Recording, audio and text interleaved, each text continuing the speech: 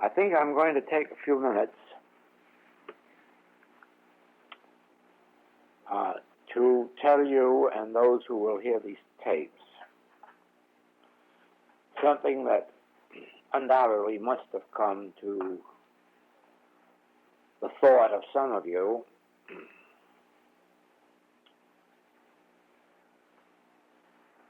and that is the how and the why now of this infinite way functioning, so that you'll know what's in my mind, and then you'll also know where you yourself fit into the picture. As you know, when the infinite way started, we've heard this many times, I did not believe that it was going to be, in fact I had no idea, the thought never entered my mind, that this would be anything like an activity that would interest anybody but myself. I thought of it only as the book having come out of my own experience, the Infinite Way book, and I had really planned on retirement, because having left the Christian Science movement, and the Christian Scientists having delightfully left me, I thought that, most of them anyhow, I thought that I would have this beautiful office in Hollywood, and I would come there every day about 9 and stay till 4 or 5, have people drop in who wanted healing, and if some of them wanted to buy this little book and learn how it happened, I ordered 1,000 copies of it. They printed 2,000. We were going to store one of the thousands because I didn't think it would ever be needed. And we did. We put them out in the garage. And every weekend we went down to Desert Hot Springs or Palm Springs in the wintertime, and in the summer we'd go up to Santa Barbara. And that's how life was going to unfold, because I was then an aging man, ready to settle down.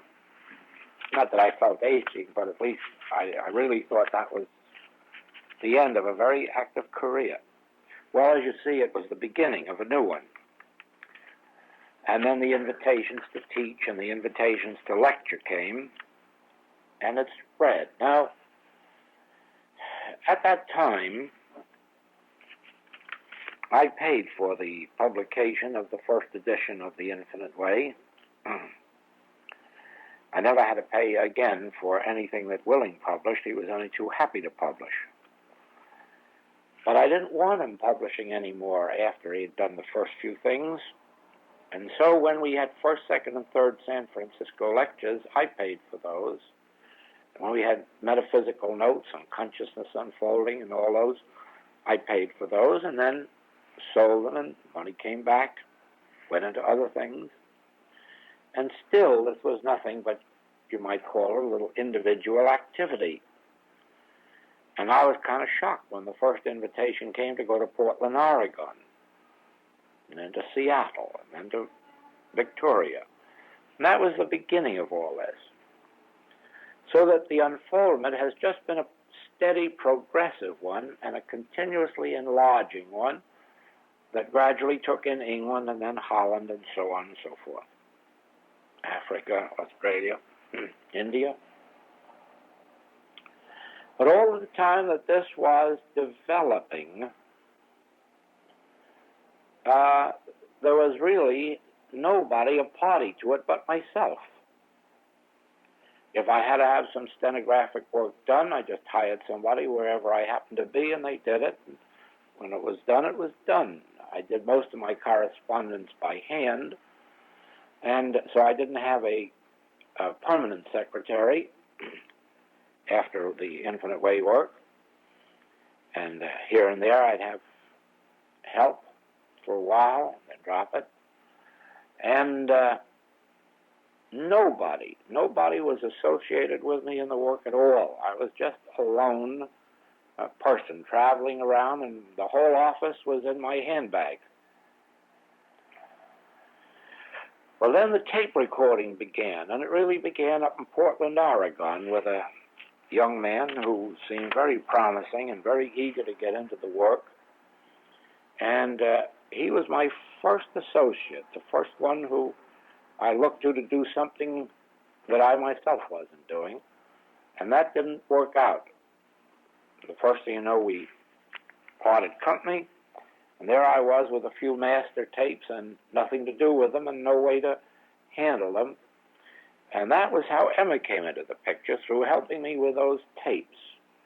And that gradually built itself from one $100 machine which she owned and a $100 machine that I bought, and it's grown to these present proportions. And the whole work has grown with it, so she became really the first person to be actively associated in an active way in this work.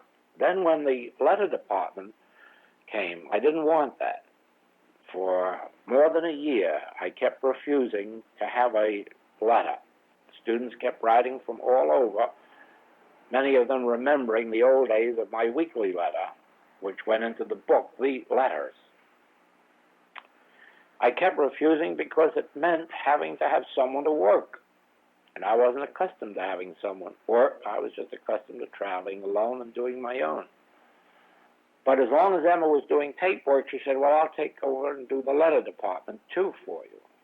Well, that seemed very reasonable to say, go ahead in your spare time.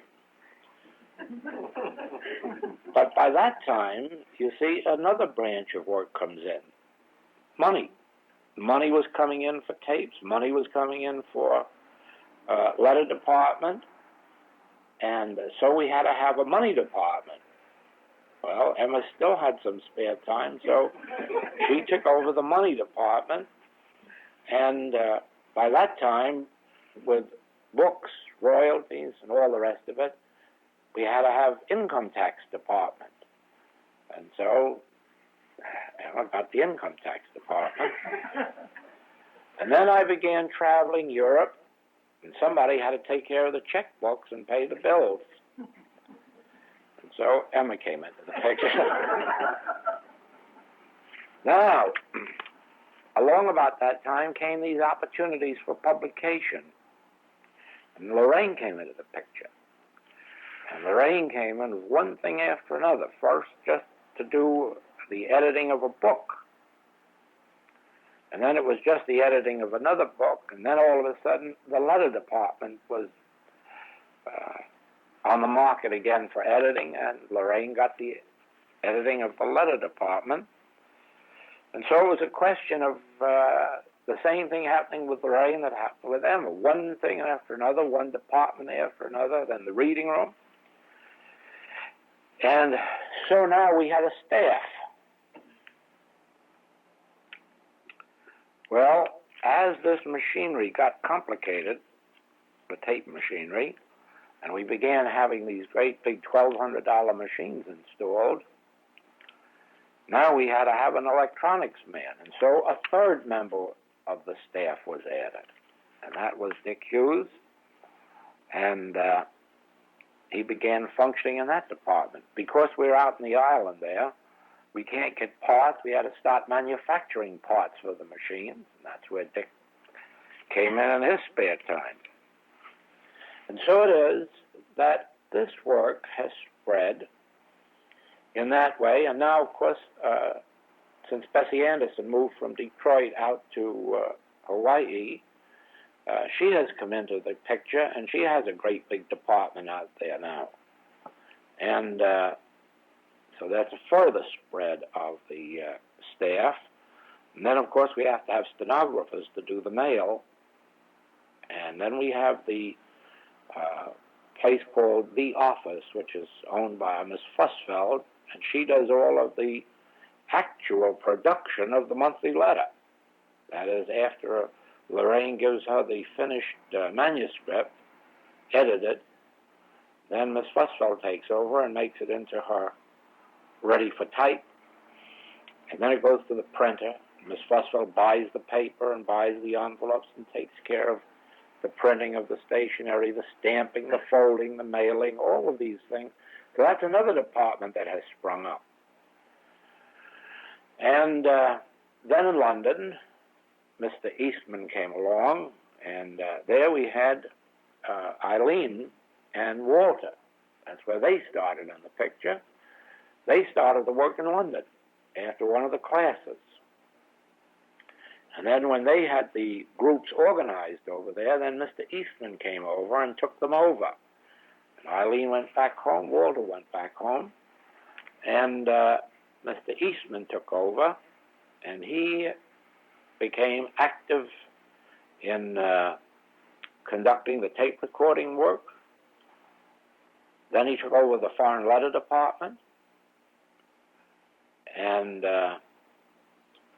then he opened a book department for the sale of books. Then he opened a library for the distribution of books. Then he took over the work of supplying public libraries and institutions. And he became a one-man institution over there too. And he still functions in all those different capacities. He sends the monthly letter throughout England, the continent of Europe, Africa, India, Australia, and New Zealand. And he has the sale of books in all of those places. Not exclusive sale, but he does quite a business there. And he has a loan library that goes to all of those different places. And then he has Mrs. Anthony working with him, making transcriptions and doing mail for me and different things over there. So not a religious organization has formed, but a staff carrying on the Infinite Way work in all of these different places. Then, of course, the work of the tape recording groups has sprung up, so that Mrs. Foster over in England has one, and somebody else somewhere else has one, and then here we have the different groups here. Ann Darling has had one a long time, and you know the rest of you. All of that has evolved. No planning. Nobody planned it that way. Nobody wanted it that way. It has evolved.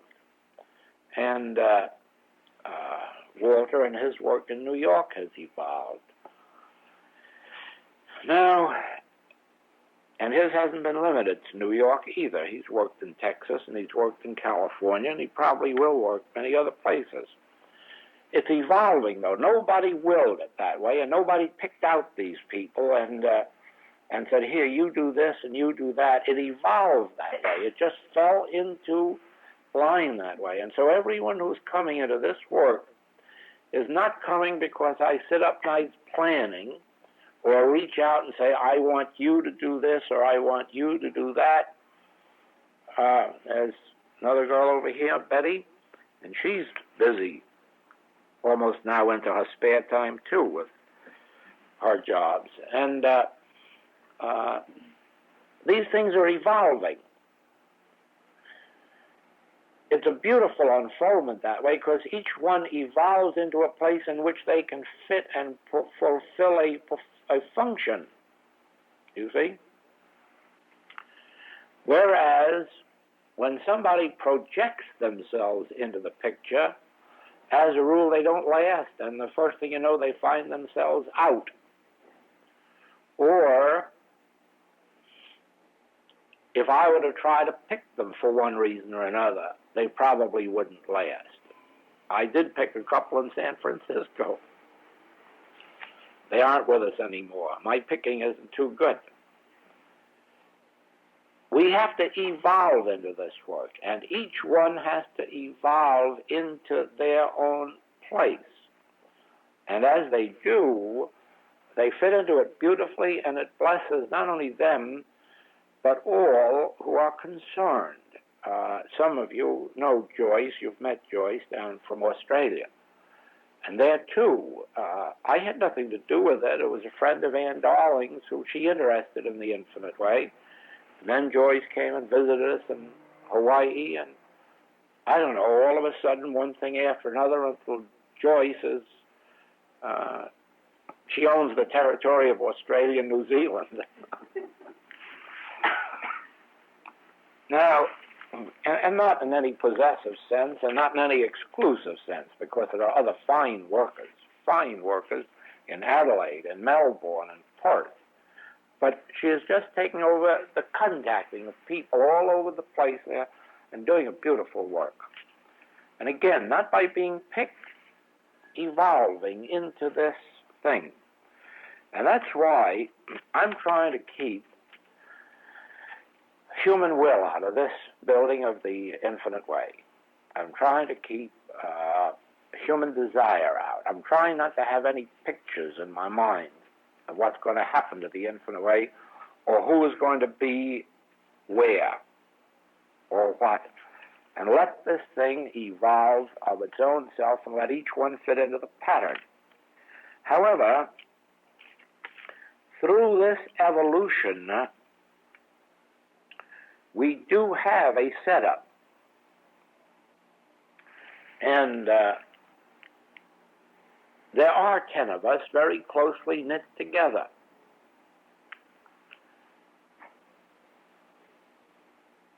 And spiritually, we work with each other and for each other, and spiritually, we undertake wider activities, like the healing of these baby cases, these cases of babies that come into the world mentally or physically retarded. We've taken up a very important work in that line, a good deal of it experimental, because none of it's been successfully done until now, and we only have our little measure of success.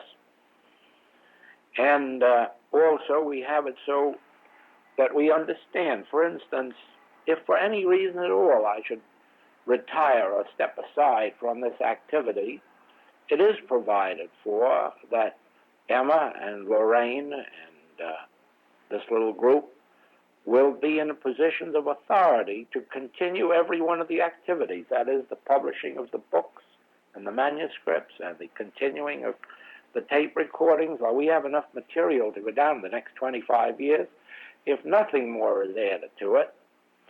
And there is provision made with the trust company for seeing that bills are paid and necessary work is continued, and so forth and so on. But aside from that, and even that is a fluctuating group, because some may drop in and some may be added, as this evolving picture takes place. And as you can see, we're considering not only ourselves, but here we've got a Walter Eastman in London, or a Joyce in Australia, and whoever else may evolve into this activity, which is gradually taking on worldwide nature. So I'm telling you this for these reasons. Number one, that you do see that there is a little group of 10 who are very closely knit, who work very close together, very harmoniously, who have dedicated not only their lives, their pocketbooks, their everything to this activity, whether it's day or night or whatever the nature of the work may be.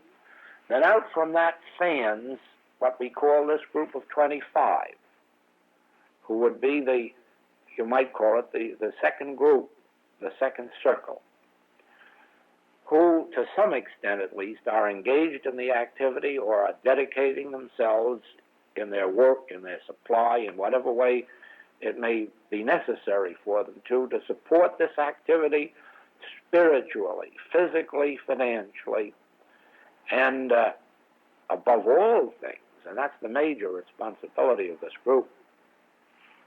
You have two major responsibilities.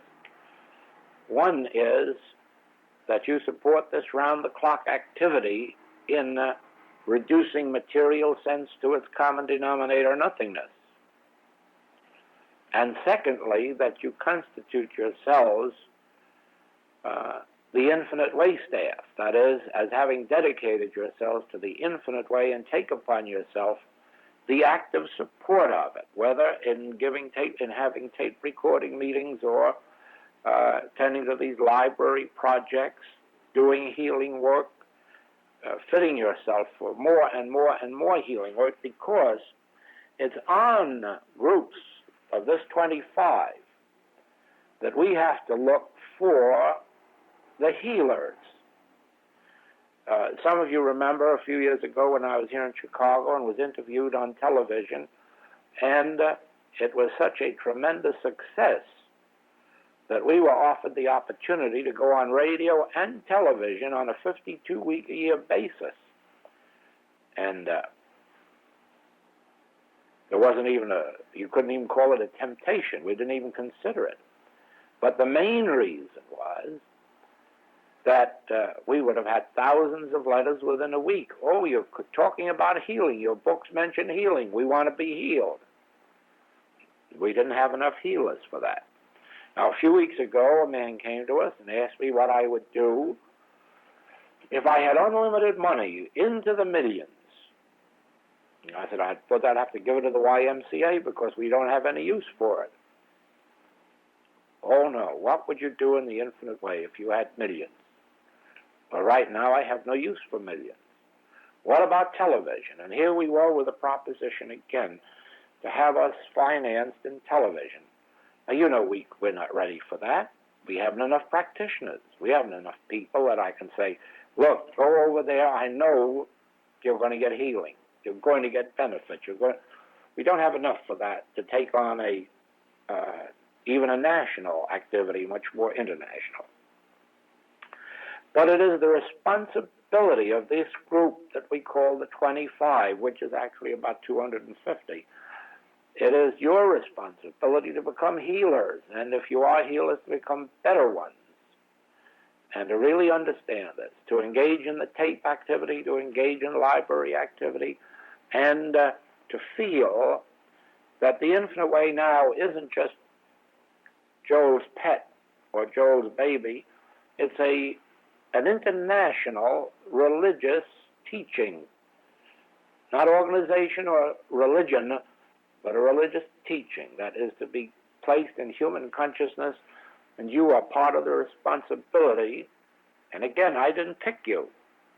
You evolved here of your own accord. Therefore, you yourself are members of this infinite way activity and must feel the necessity in each way, by healing, by your tape recordings, by your financial support, by your metaphysical support of the activity, by the round-the-clock activity.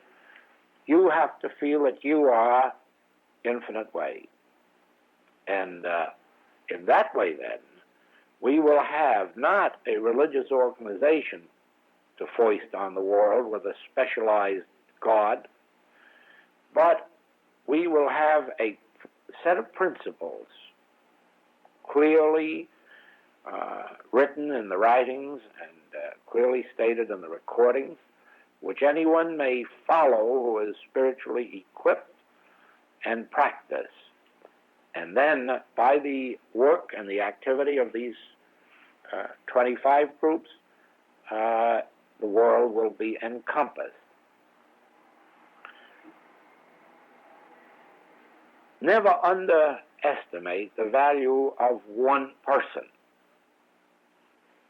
Now, I brought this out to you before, that it was just one Lao Tzu who still remains a world teacher after 2,500 years, one Buddha who remains a world teacher after 2,500 years, one Jesus Christ, one Mary Baker Eddy.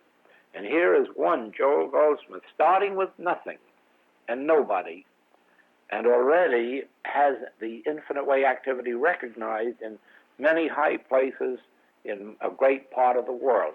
One person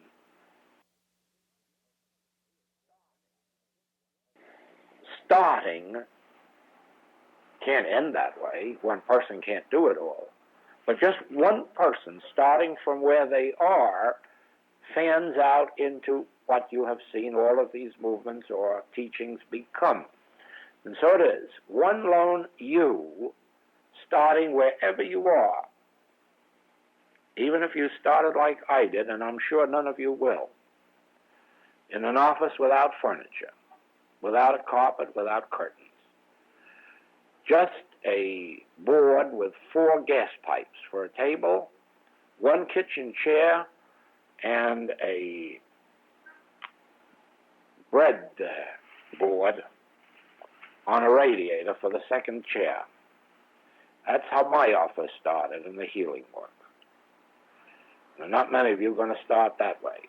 It was 4 months before there was any furniture in the office. Beyond that, 2 years before there was a carpet or a curtain. Now, one individual, just one, with humanly nothing,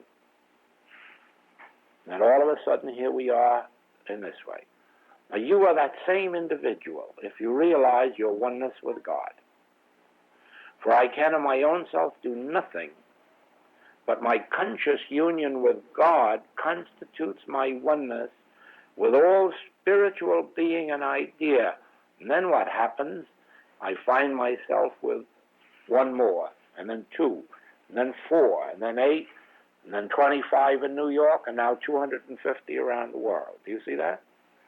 And all this happens starting with an insignificant one, with nothing of the world. None of the world's goods, none of the world's weapons, none of the world's reputation, none of the world's name or fame or equipment. Now that's why I say I know that the system of life that has evolved in the United States, that of freedom in every walk of life, is the right one. It's the highest one. That's why I can love these forms, original forms of government that were given to us by our founding fathers, and live for them and be willing to die for them. It's why I love Masonry, because its entire basic teaching is that same thing of the fatherhood of God, the brotherhood of man, and the sanctity of the individual. And to me, that is the greatest point of all, the sanctity of the individual. Every individual must be an honored, respected member of himself and of his community.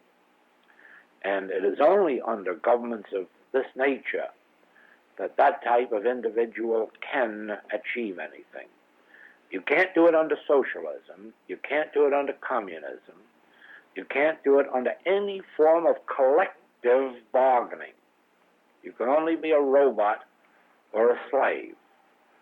But under the forms of mystical religion, every individual can be consciously one with God and have all that God has, be heir and joint heir to all that God has.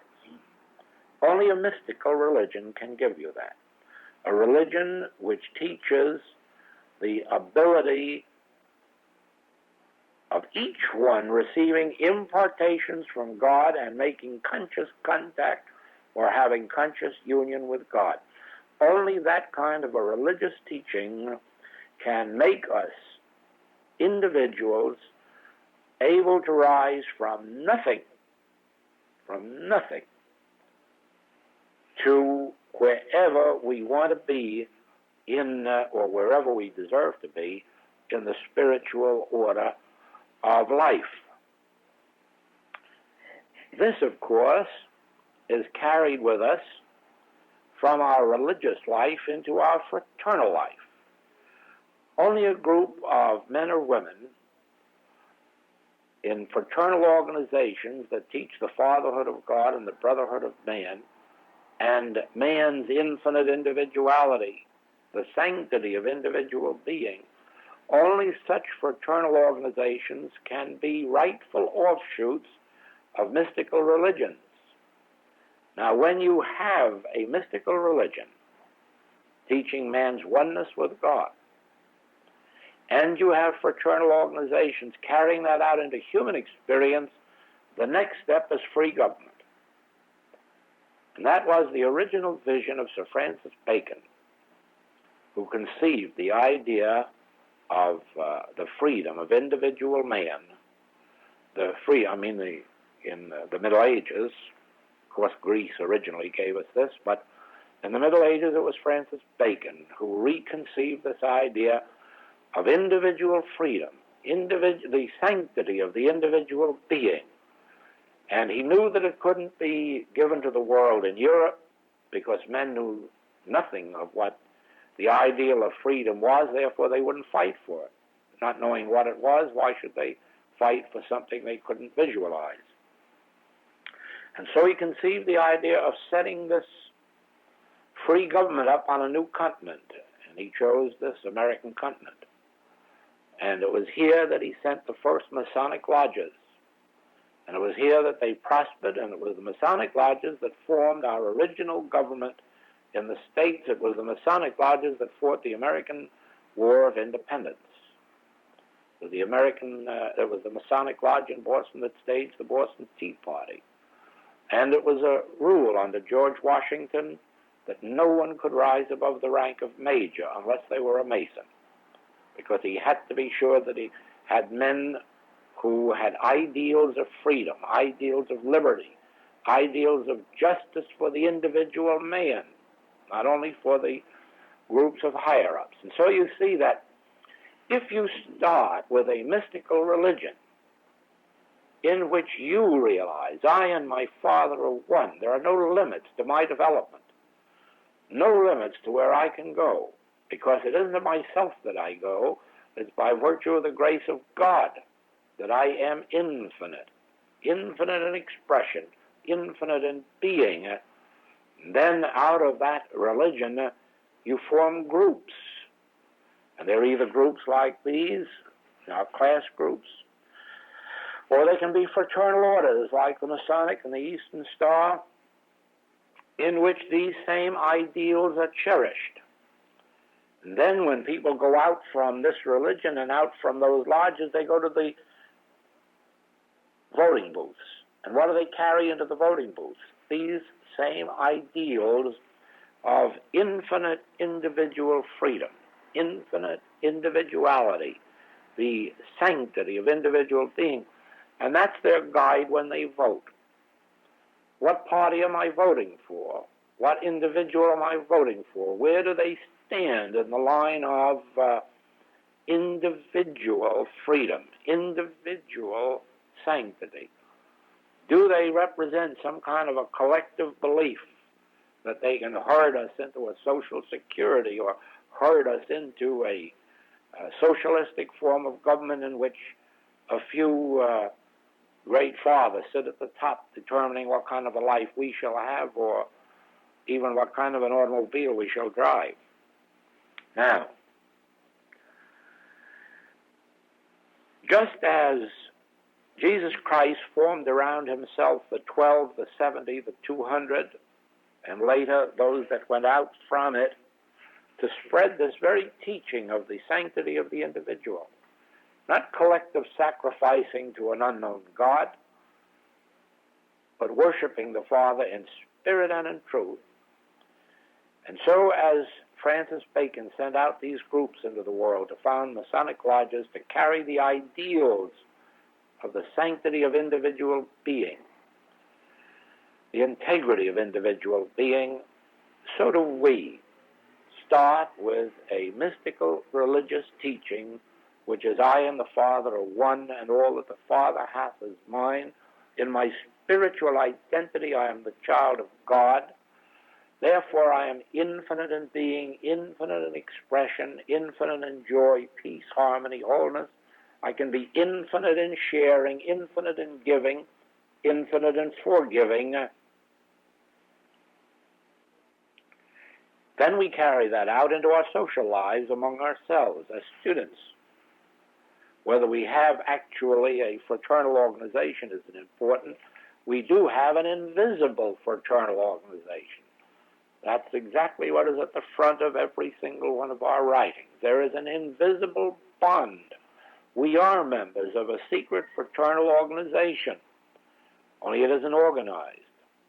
And it is a spiritual bond that unites each one of us so that we are as much bound together as if we actually took an oath of allegiance to each other, only we didn't do it by being asked to do it. We came here voluntarily of our own accord to unite with this group.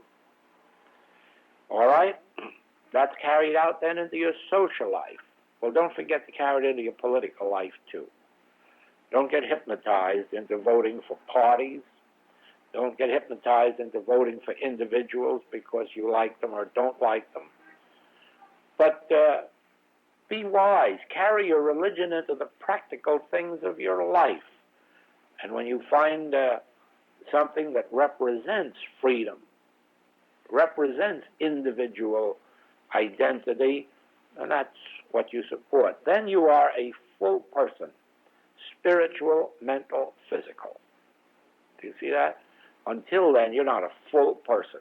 If you don't take the spiritual ideals into your mind and body, which means also into your home and body politic, you're not a whole individual. And we must become whole individuals, because that's what we were in the beginning as children of God. And so I wanted to give you this to show you the picture of the infinite way and to show you the way in which it is going. And that even though we have no memberships, and even our little group of 10 at the top and our little groups of 25 are not organized, they have no legal entity, and they have no obligations to each other, they can drop out when they like, do what they like, we are united in that spiritual bond which was visioned in 1937 when that little thing was written. Now we come to a question. When we get a call for help, we have to drop the patient and the disease from our thought. That's correct. Supposing we have several cases, and now I'm going to stop right there for a minute. We do have several cases. Not supposing, we do have several cases. And you never give a mass treatment. There is no such thing. You just can't give a blanket treatment to a lot of people. And yet, here is a seeming contradiction. You are 25 people sitting here, and I am giving a mass treatment. Actually, I'm not, but that's what the appearance is. Why? You touch my consciousness not as an individual, but as a group. And my response is now not to any individuals here, but to the appearance. Now, apparently, I see 25 people. But spiritually, I know that there are no people. There is only God. The life of God is here, the mind of God is here, the soul of God, the spirit, and even the temple of God, which is your body.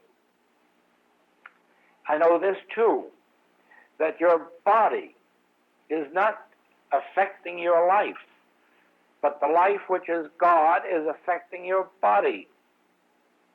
Now, I'm not aiming that at anyone in this room. But that's the truth that's going through my mind, and you have brought yourself here, and you're getting the benefit of it, whichever one is tuned in. We had a perfect example of that last night when a student wrote a question, what is illusion? Now, I didn't know who wrote that question.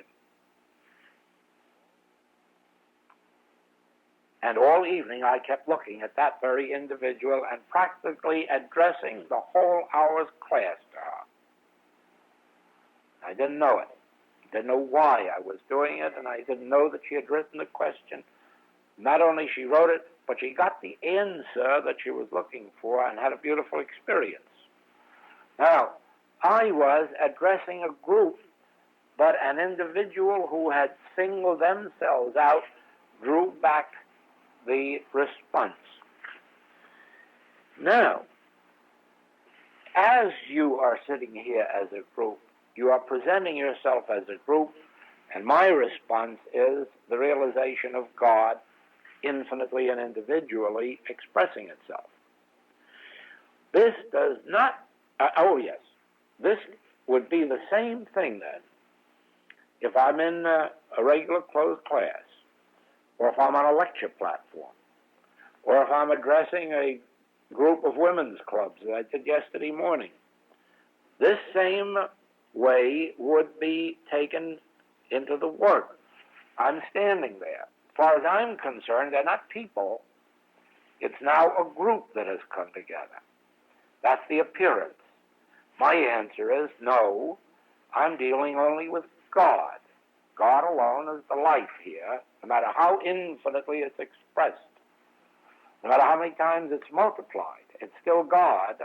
It's still the one life. It's still the one law in operation in this room. So there's no law of disease in this room. And there's no law of accident. There's no law of infection or contagion. There's no law of anything except the law of God infinitely manifesting itself. And then each one of you or each one of them respond to that. They're being loved and they can feel it. They're being spiritually loved and they feel it. The truth is being known and they respond to it. You do too. Now, that does not apply to our practice as practitioners. That only applies when we are in groups, whether we're with 3 people in an automobile, or 100 people in a restaurant, or 3,000 people in a theater. This is the way it works, and this is the way you work. You have the appearance of numbers, but you have the realization of one. God is one, and only one is here. There is only one selfhood. That's my selfhood. And my selfhood is your selfhood. The truth about me is the truth about you.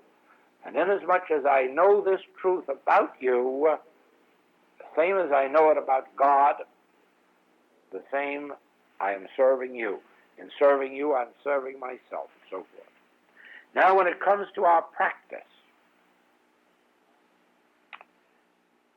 that's entirely different. I open my mail, or before I open it, I'm handed my mail, and we'll say that I've gotten a whole bunch of envelopes here. They're all representing people. And I open them one by one. Now remember, I'm not opening them collectively. I'm opening them one by one.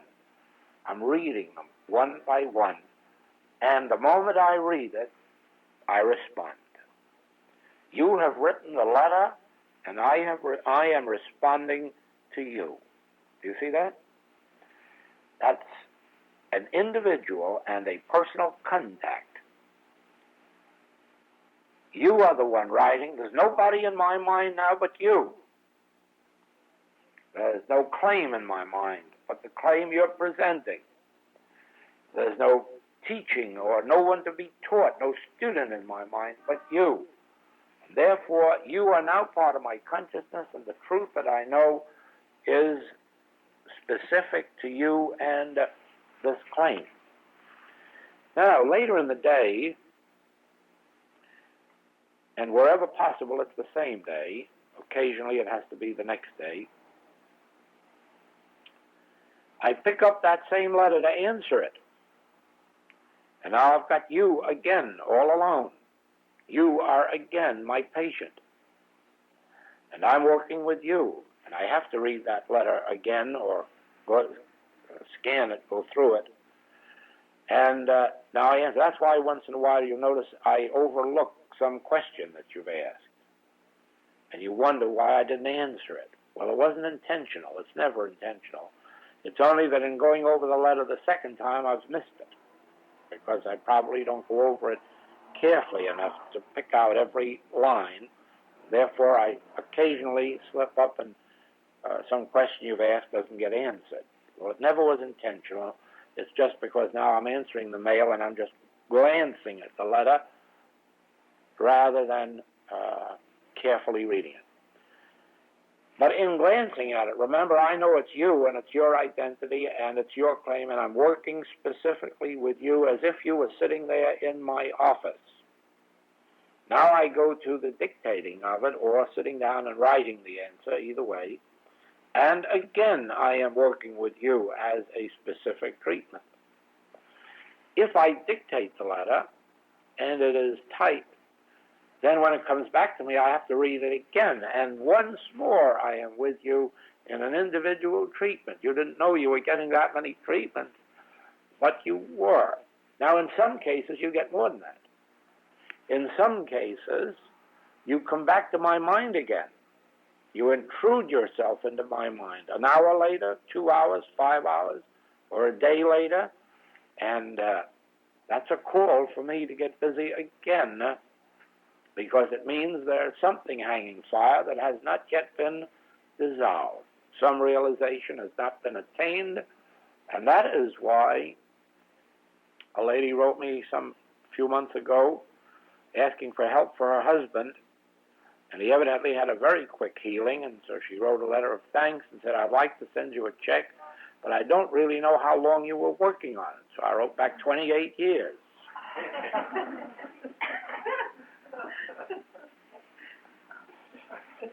I don't know whether, I can't imagine that you'd accomplish much healing in 5 minutes.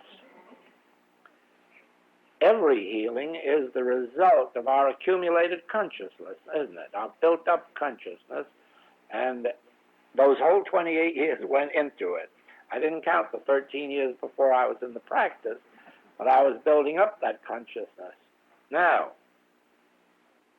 it is the same way. You never know when you ask for a healing,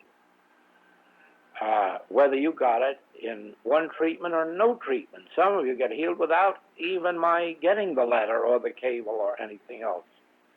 And that's because there's no conscious activity, no conscious work. It all happened even before I got the letter. And as a rule, you don't know whether you really got a treatment or you didn't, or whether you got one or whether you got 21, because I never speak of it. All I'm interested in is the result of proving God.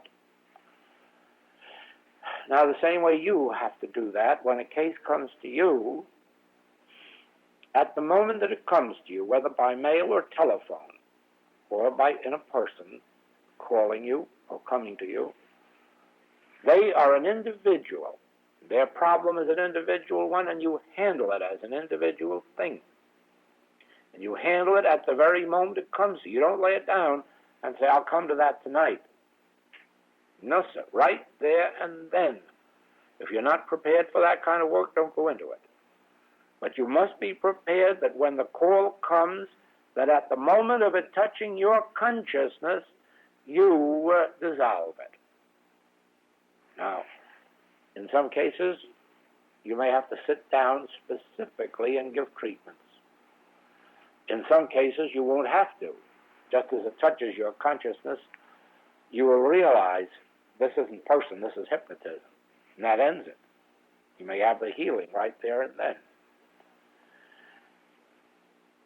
If that person comes back to your mind, you again have to resolve it until you come to the place of freedom. That's how you know when a treatment's ended, is when you have come to a place of freedom. Release. If that person comes back to your mind or their claim, you have to do the same thing again. You don't take them in and you don't take their claim in. You go right to God and truth and resolve it. You don't sit thinking about an illusion. And both the person and the disease is an illusion, remember. The truth is God's being, God's law. Now,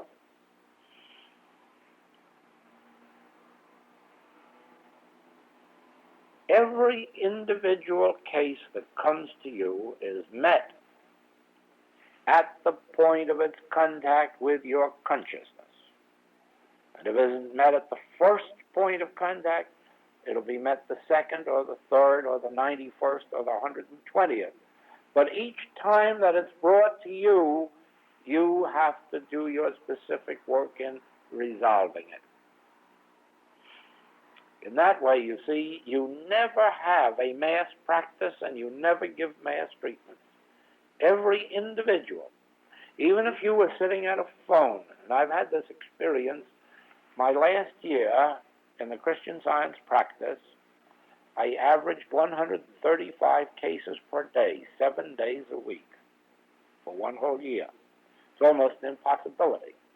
The only way it was handled was I had 4 telephones, 2 in my desk all day and 2 in my bedside all night. And that's how I worked that year. And for many years before that, the average was anywhere from 80 to 105 per day. Now, the only way that that can be done is the minute it hits consciousness, that's where it's dissolved, right there. So if a phone call comes in here, you meet it. Then comes in the phone call here, and you meet it. This one comes in, and you meet it. As fast as they come in, they are individual cases, individually being met at that time. Well, if they're not all healed, they'll call back in an hour or 2 or 6 or 24. And again, every case must be individually treated. There are no mass treatments. There are no collective treatments, except in a case like being in public where the patient isn't a person. The patient is the group consciousness. And and even then you have to witness some individual things. Sometimes you'll hear when people are coughing or sneezing or whatever, and I'll say, keep it up, don't stop it. They always try to repress it. But if I become aware of it, I will say to them, don't repress it. You can't heal anything repressing it. Let it have its way. It isn't power. And then in a very few seconds, you see, we prove it isn't power, which we couldn't have done if they had tried to repress it. And that's what's behind those experiences that take place in class or lectures when there is illness presented in front. And I say, leave it. Just don't bother. Don't go outside. You won't annoy us. That's what we're here for, to unsee these things, not to close our eyes to them or have you run away from us. Now, that goes all the way down here. Don't make a list. Don't make a list. Because all you're doing is saying, here's a nice list of sick people that I'm going to make well. You don't have any sick people to make well. When they impinge upon your consciousness, that's when you have to deal with them. And the minute you've dealt with them, they're no longer sick people. But if you've got them on a list, you haven't dealt with them at that moment and you haven't disposed of them. You've just given them some temporary help, and you expect that an hour from now or a day from now you're going to have to do it again. This way, when you have met the case in your mind, it's through until it comes back into your mind again. Now, when we are working on these cases, babies and so forth and so on, it isn't possible that we can ever forget them. There's no possibility of it. We've undertaken this activity, and that's what our life's devoted to. How can we forget that which we've devoted our life to? And so we know that as long as there's a need, they'll keep coming back into our consciousness. And if a day or 2 or 3 goes by and they don't, there's no harm. They weren't sick to begin with, and they're not going to be sick to end with. And that 2 or 3 days we didn't do it may have been the very period necessary for something to take place within them to lead up to the next step. It doesn't necessarily say that you have to give everyone a treatment every day. On the other hand, it doesn't necessarily follow that you don't have to give some people 10 treatments in a day. But you don't determine that by your personal human will.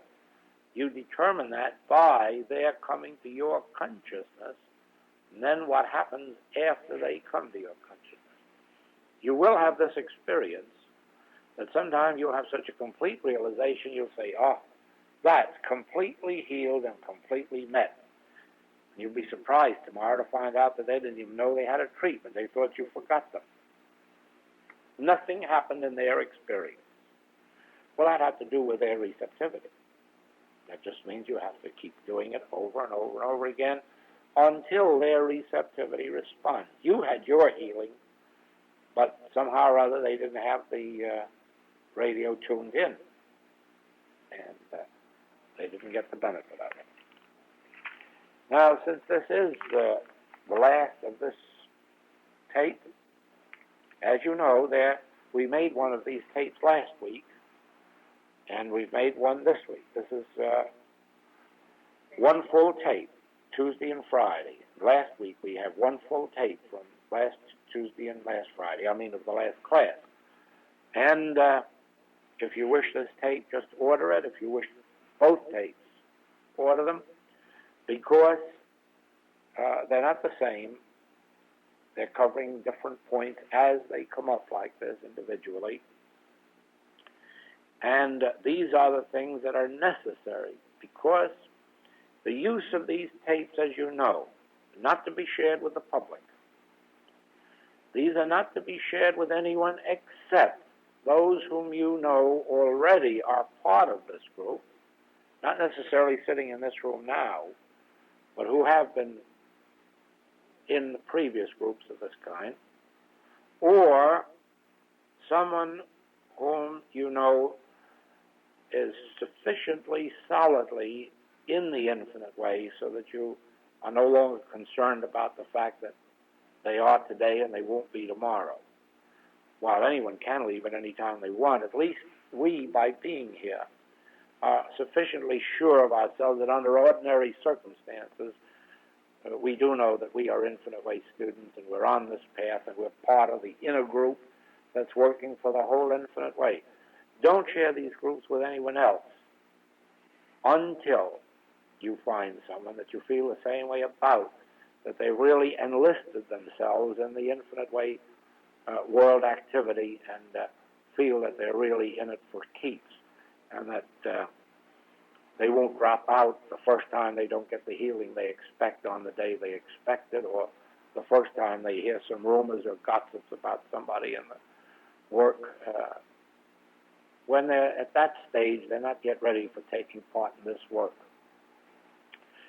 When they are enlisted for this cause, like our old Christians were, when they say, well, if you want to throw me into jail or throw me into the den of lions, go ahead. This is my path, and I can't do anything else but stick with it. Then that's somebody that you can share these 25 group tapes with. But otherwise, don't.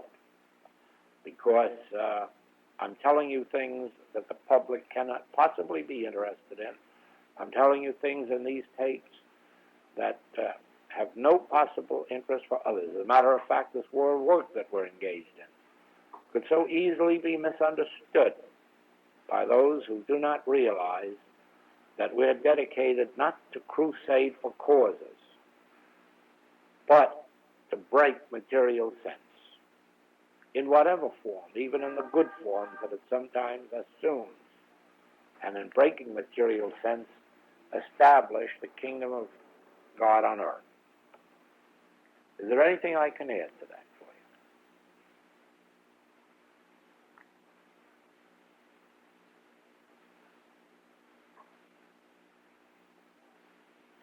you? You understand, don't you, why in some of the writings you'll find that I've used the term spiritual underground.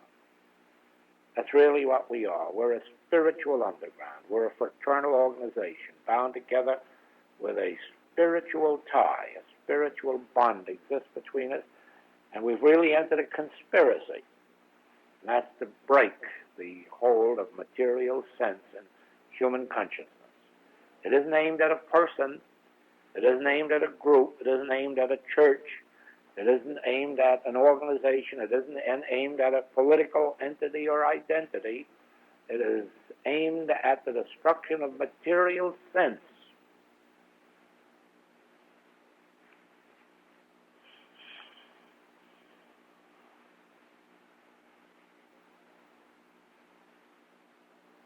Then you know that the letter of truth in and of itself is not the healing agency. After we've known all this, there still remains the necessity to sit back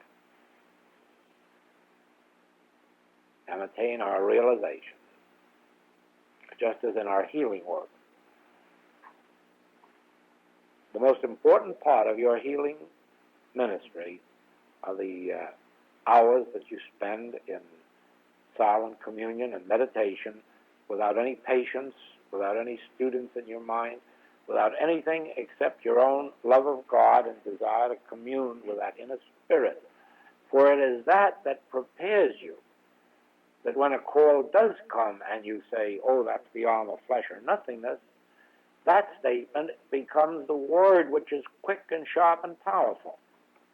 If it hadn't been backed up with those hours of meditation, it would have had no more power than it usually has when it's recited from an altar. It is the same way. There are no statements of truth that are really truth. If they were, they'd all heal. They're only truth when they're realized. And so it is that it is the realization that does the work. When I come to class, or to a lecture, or to a group like this, the words that I'm going to speak have no power except for the degree of the meditation that went beforehand. If I am given sufficient time for hours and hours and hours of meditation before the class or group, the class becomes transformed. It has one of those experiences like the other night and many other such that have taken place. And it is only in proportion as I keep in that degree of meditation that the words I speak have power. And so it is that I must have hours and hours and hours every day and night, and I don't seem to get enough of them anymore, as many as I should have, to stay at that top level. That was why the Master went away 40 days at a time, to fill up, and then come down to the level of the multitudes and heal them.